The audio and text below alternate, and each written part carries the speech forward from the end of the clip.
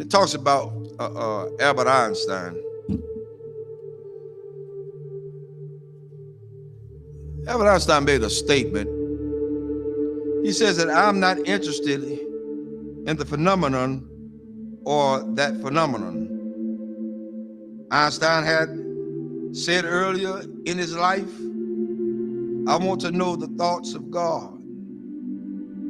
The rest are mere details. But as he lay there dying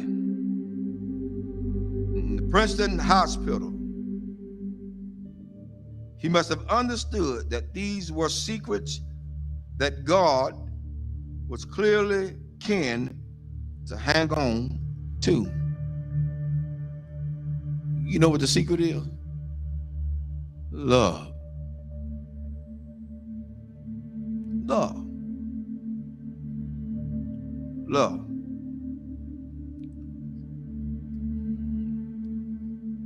I'm going to share something tonight with everybody, and hopefully it'll hit close to home. To understand the mind of God is to understand the power of love. God is love. 1 John 4:8 says that God is love. Without love, there would be no forgiveness. Without love, there would be no structure. Without love, there would be no mercy. Without love, there would be no kindness. Without love, everything else would go completely out the window. I learned this week. Took some people to let me know that I was still hurting. And I'm gonna let everybody know tonight. This is my reality. Not to slight anybody. A lot of things that I know I hadn't always done right, hadn't been right. But I had an incident this week to wake me up real good. At certain points, we can give our children what we didn't have so much until we forget about teaching them structure. This week, I learned at some point you won't be respected. And that's for everybody. You're not going to be respected because they feel the way they feel. They're emotionalized. They're emotional creatures. Therefore, they don't know. But I did the one thing I thought that I would never do. Turn and walk. That's where I was. But I found out that I had a whole halo of hurt that I'd never been released from.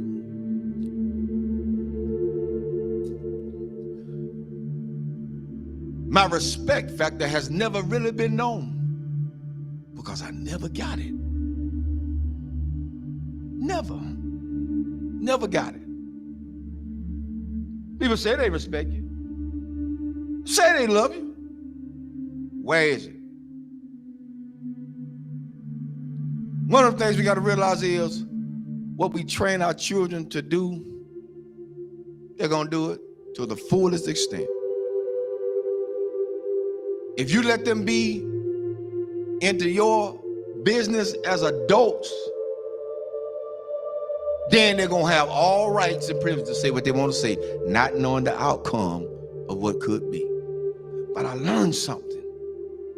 Even though I went through all that hurt and I'm still hurting, that's all right. I don't mind it. I'm going to go through this thing. I'm going to go through it. Because at this point, I don't owe nobody nothing. I owe God himself. For me, I did what I needed to do and walked away. I did what I had to do and walk away. And it ain't easy. It ain't easy trying to do right and you still get damaged. It ain't easy. God help me tonight. It is not easy. It is not easy to be in a place and feel like you're trapped. Because even when you do good, evil is always present. So you have to face the fact. That's why I said a lot of times, I've told people, and I still tell people today, don't hold me up as no God. Because I'm going to fall. And I'm going to make you fall. Don't hold me as no God. I'm going to make some decisions that folk just is not going to like. I'm going to turn over some chairs and some tables that people are not going to even be able to imagine that, whoa, the Reverend did that. Oh, yes, because I'm human. I'm human. I'm human. One thing I learned from all this is that you don't have to stay where you're not welcome. Thirdly, I ain't studying nothing nobody say. I came in this world alone. I'm gonna die alone. So you got to stand for yourself. I'm teaching my children that now, and I'm teaching them that from a distance right now. Because what could have happened didn't. And I love all of them. I love everybody. I love everybody. But there comes a point in your life you got to let go. You got to let go. How long do you have to put up with a lot of stuff? You did your part. You did what you can do. Now it's time to let them go. A lot of parents out there suffering now, and I'm telling all parents out there now, you done did all you could with your child.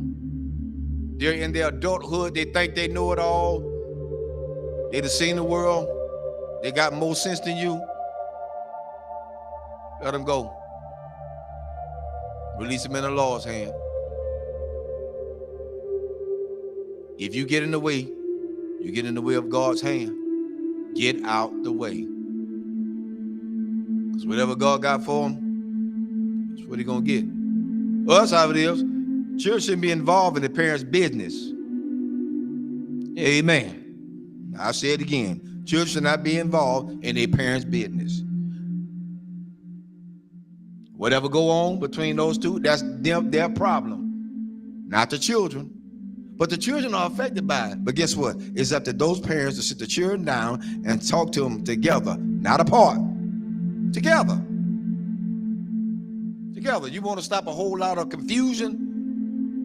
Talk about it together. You don't want to break down the communication? Talk about it together. At this point for me going forward, that's what we're going to do. And if they can't do that,